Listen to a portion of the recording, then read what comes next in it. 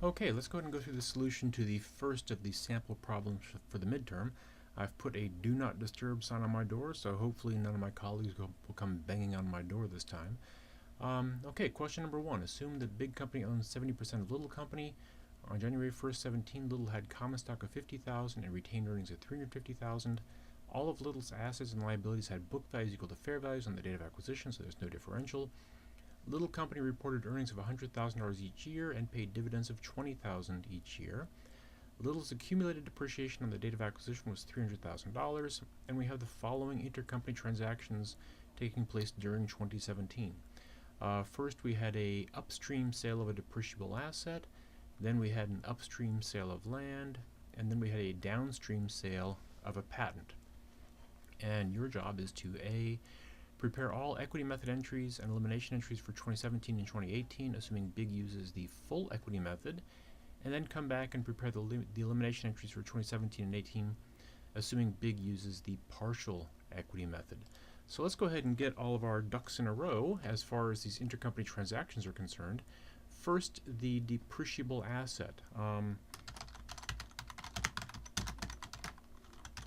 Again, that was upstream, that's critical. Book value, we had cost of $200,000 less accumulated depreciation. Now this thing had a cost of $200,000, estimated life of 20 years with 0 salvage value, so $10,000 per year in depreciation, and it's been depreciated for 2011, 12, 13, 14, 15, and 16, so it's got 6 years of accumulated depreciation at $10,000 per year, for a book value of $140,000. It was sold for $105,000. So we have a loss on sale of $35,000. That loss will be recognized over the remaining life of 14 years. And let's see, $35,000 over 14 years, 35 divided by 14, $2,500 per year. And this sale took place on January 1st, which means that we're going to start recognizing this in 2017. Okay, next we had the sale of land. That was a upstream sale of land. The stuff had cost $20,000. It was sold for $50,000, so we've got a $30,000 gain. And then finally we have the downstream patent sale, and just like we did for the depreciable asset, we have to compare the book value to the selling price.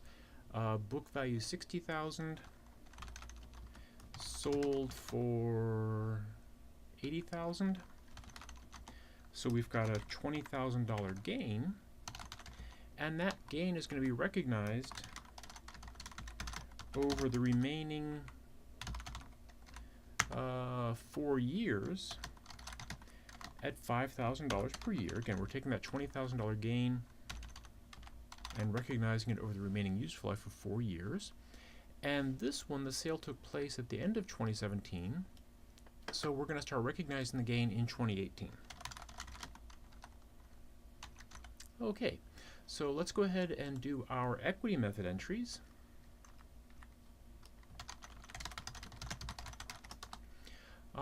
Again, I'm sort of between a rock and a hard place as far as font size, having things fit on the pages versus having to have it visible. And I think it's better to, I'm trying to strike a happy medium here. Anyway, our equity method entries, now we bought this investment, some undetermined number of years previously. So this year we have income, dividends, there's no amortization, but we do have to take care of these intercompany transactions. So income,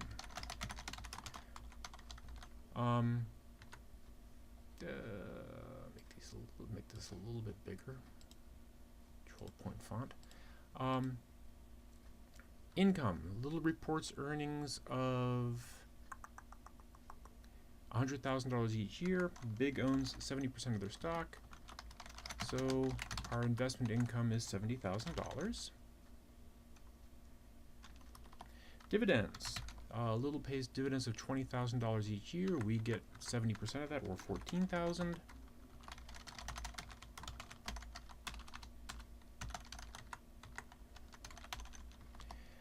Amortization, there's none, but we do have to take into account our share of these various unrealized and realized gains and losses that we're going to be either eliminating or recognizing. So just one by one. First, we had this upstream sale of a depreciable asset.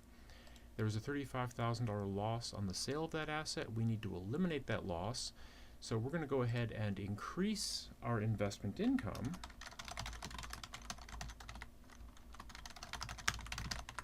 by our share of that $35,000. And again, this was upstream, so our share is 70%, or $24,500. By the same token, we're going to recognize that loss at $2,500 per year starting now, starting in 2017. So if we're going to recognize $2,500 of that loss, our share of that is $1,750.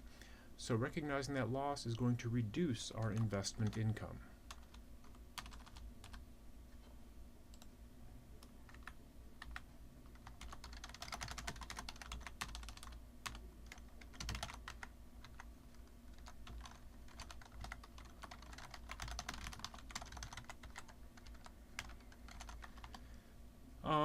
Okay, next we have this upstream sale of land. There's a $30,000 gain on Little's 2017 income statement. We have to eliminate that unrealized gain, and again, that unrealized gain is included in Little's reported earnings this year. So basically that means that that unrealized gain is included in Little's earnings. That means it's included in our regular investment income. We've got to back it out and say it's unrealized. We're going to take that away. So we're going to go ahead and reduce our investment income by our share of that $30,000.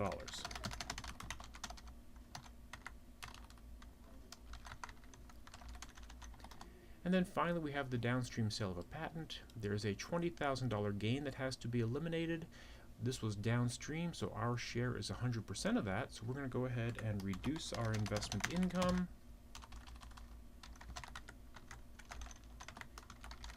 and reduce our investment in Little. Okay, so those are our equity method entries. Let me get my heading on that properly. Bold, italics, underlined. Now we need to do our elimination entries.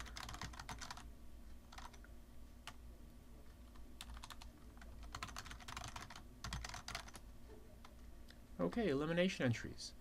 Now this subsidiary was bought some number of years ago. It doesn't specify how long ago, but again, all we do know is that all of Little's assets and liabilities had book values equal to fair values on the date of acquisition, and also we made this, I made the implicit assumption that there's no goodwill. So the elimination entries, we eliminate these subsidiaries' beginning of year common stock and retained earnings.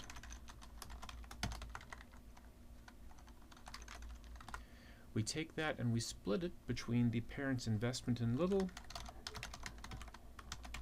Okay, so $400,000 being split 70-30. So 70% of 400 is 280. 30% of 400 is 120. I also mentioned that Little's accumulated depreciation on the date of acquisition, again, some undetermined number of years ago, was $300,000. So that means that every year, like clockwork, we need to go back and eliminate, we need to eliminate their accumulated depreciation, and we close that against their, equipment or property, plant, equipment, or what have you. I'm just going to call that PPE. And let me get my journal entries to all line up here. Okay. A for amortization, not applicable. I for investment income. Now, sometimes people make this harder than it has to be. In most cases, you can simply look at the parent's ledger account for investment income, and whatever number is there has to be eliminated. We don't have a ledger account directly telling us what investment income is, but we can look at our equity method entries and say, look, investment income is, plus 70,000, plus 24,500 minus 1750 minus 21,000 minus 20,000. So what have we got? 70,000 plus 24,500 minus 1750 minus 21,000 minus 20,000, and my calculator says 51,750, and so that's our investment income that needs to be eliminated.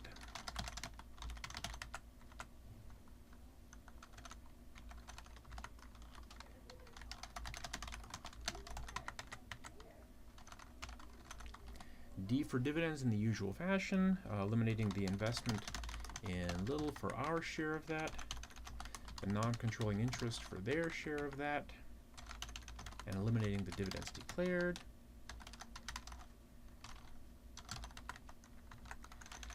And now we come to these intercompany transactions. And again, we've got all of our information lined up on the border over here. So one by one we have to go through these. First, for the depreciable sale, for the asset, for the sale of the depreciable asset, what do we have to do? We have to undo that sale. When that thing was sold, the seller removed the accumulated depreciation from their balance sheet. We have to reinstate that $60,000 of accumulated depreciation. What else happened? Well, this stuff was on the books originally at $200,000. That was the original cost. The buyer, the parent, Big, now has it on their books at $105,000. So we've got to put the $95,000 back into the equipment account, or property, plant, equipment, building, whatever this depreciable asset was. And whoops, made a mistake there.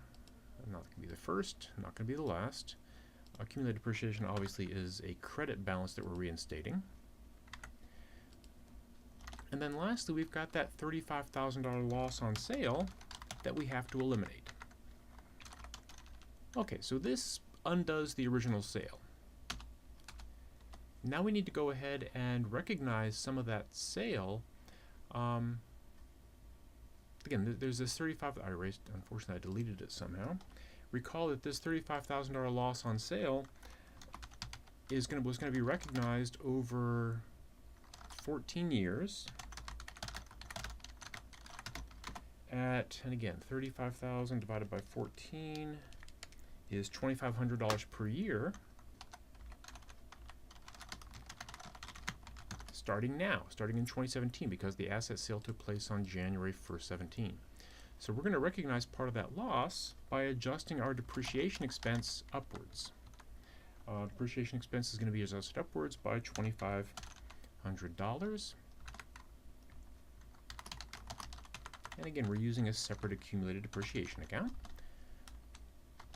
Okay, next we have to take care of the upstream sale of land. Again, we need to eliminate that $30,000 gain on sale and restore the land to its true cost.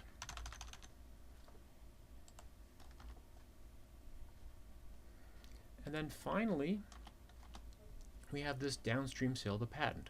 Again, we've got to eliminate that $20,000 gain on sale and restore the patent to its true cost. Again, its true book value. The true book value was 60. When it was sold downstream, it was marked up to 80. We have to mark it back down. Finally, we have our income to the non-controlling interest.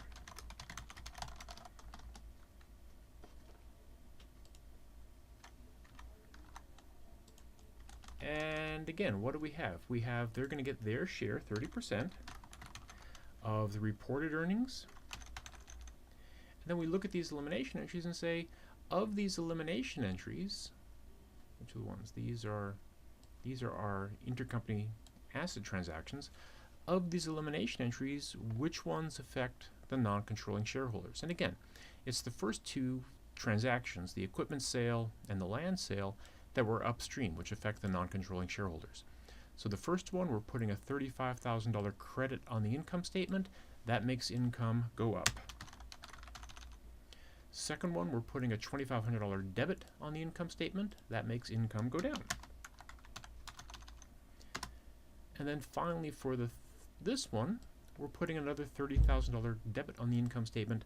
That makes income go down.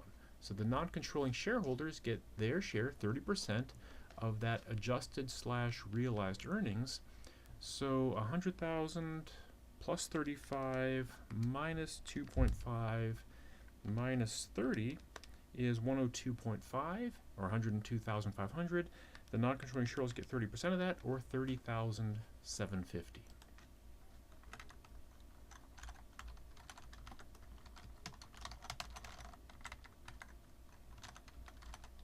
Okay, good to go? Okay, let's go ahead and do the same thing now for the second year, 2018. Again, this was 2017, and I'm going to go ahead and try to do these things in parallel.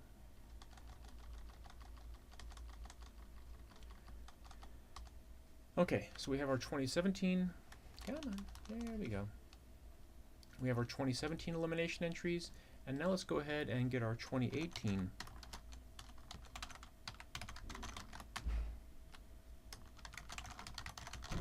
right alongside that. And again, sometimes I get in trouble for doing this, but I'm going to go ahead and start off by copying and pasting all this stuff, and then making changes as necessary.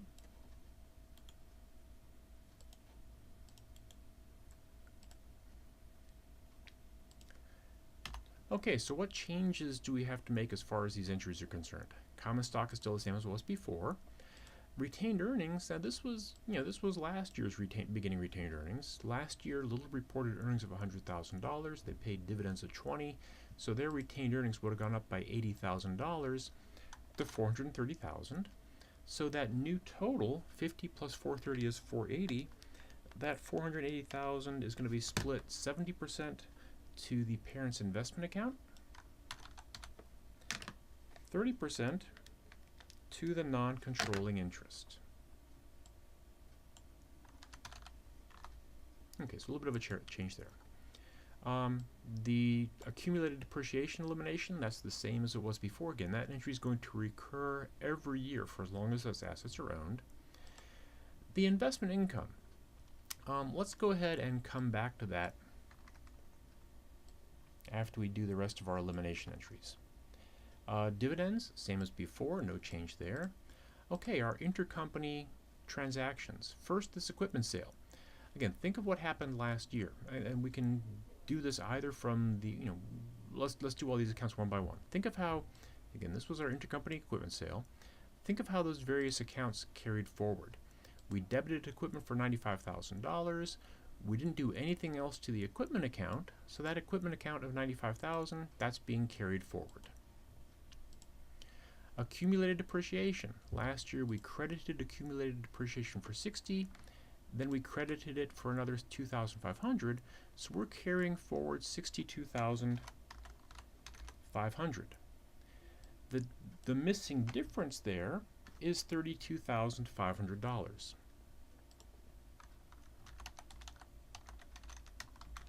To make this thing balance.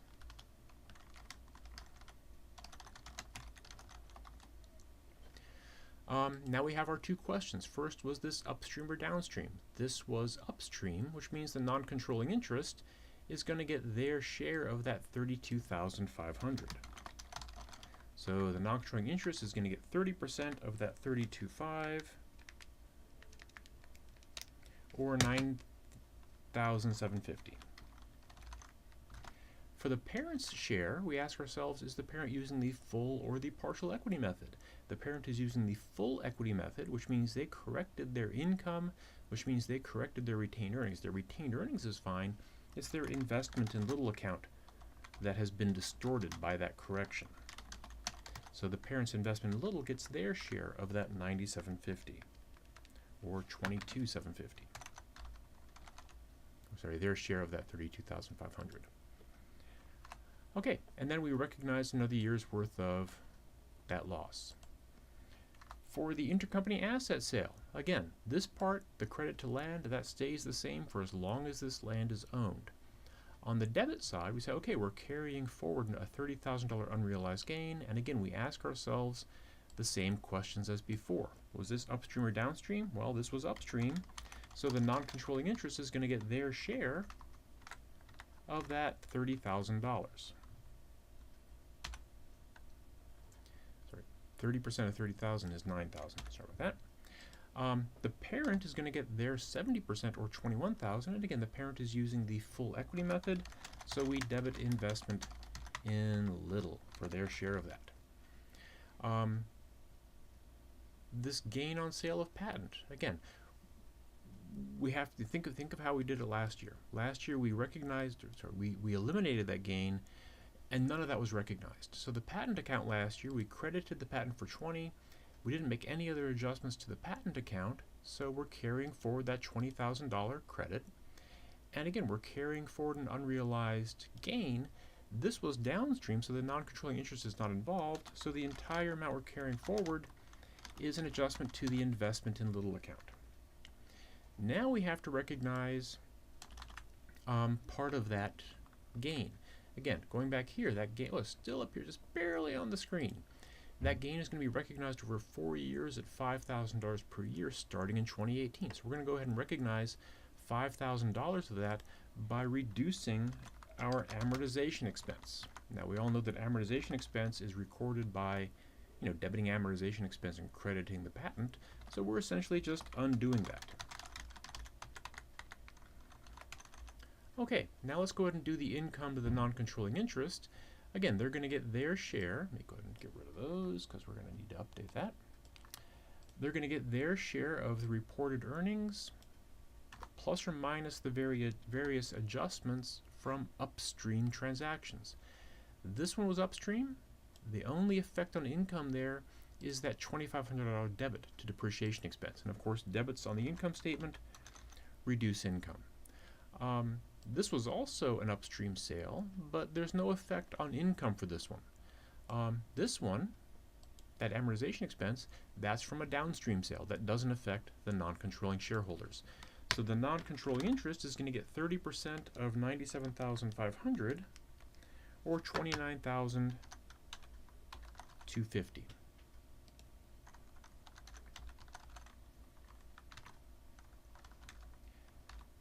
Now we can go ahead and now step back and do the investment income using basically the same sort of reasoning that we used for the income of the non-controlling interest. The controlling shareholders, the parent, is going to get their share of the adjusted/reported earnings. And again, we look at these transactions, and all of these, sort of by default, affect the parent. These are all, the parent has an interest in all these. They have a 70% interest in the upstream equipment sale, so their share, 70% of that $2,500.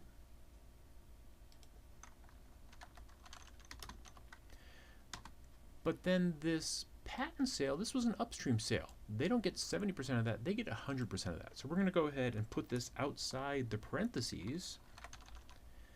So the parent gets their share, 70% of $97,500, which is $68,250, plus the entire $5,000, so $73,250.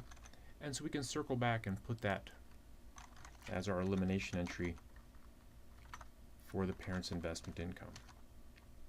Okay, this is already getting way too long in terms of holding people's attention. Let's go ahead and, again, I'm going to get into trouble for doing this, but we'll just copy and paste. Copy, paste. And let's see how these would look under the partial equity method. And as far as the elimination entries are concerned,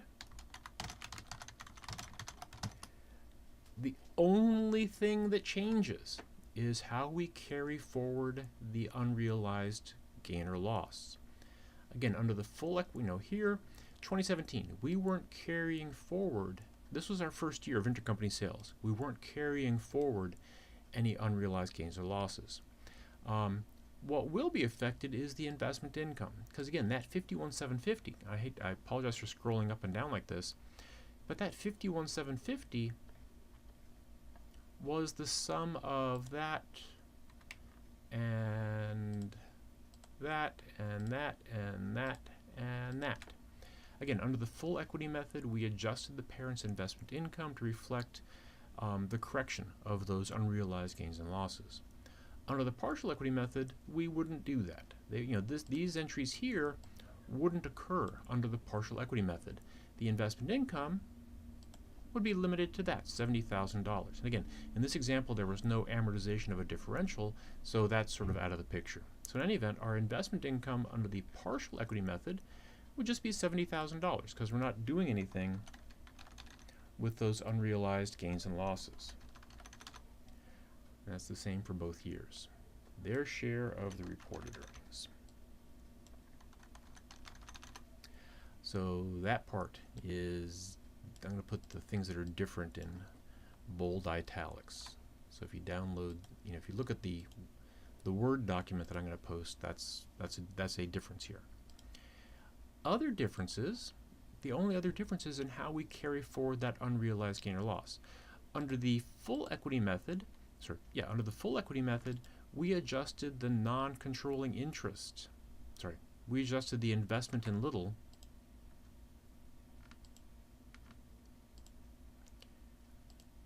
for the parent's share of any unrealized gains and losses that were being carried forward.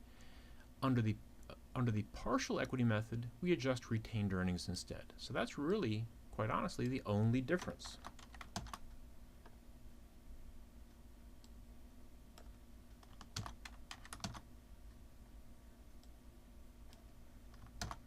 As far as the elimination entries are concerned, and again, I'll put those in bold italics so they stand out as being something that has changed as a result of that. The income of the non-controlling interest, same as it was before, and again, we've got a nice simple computation for the parent's investment income. Okay, that was awfully long, so hopefully that was helpful.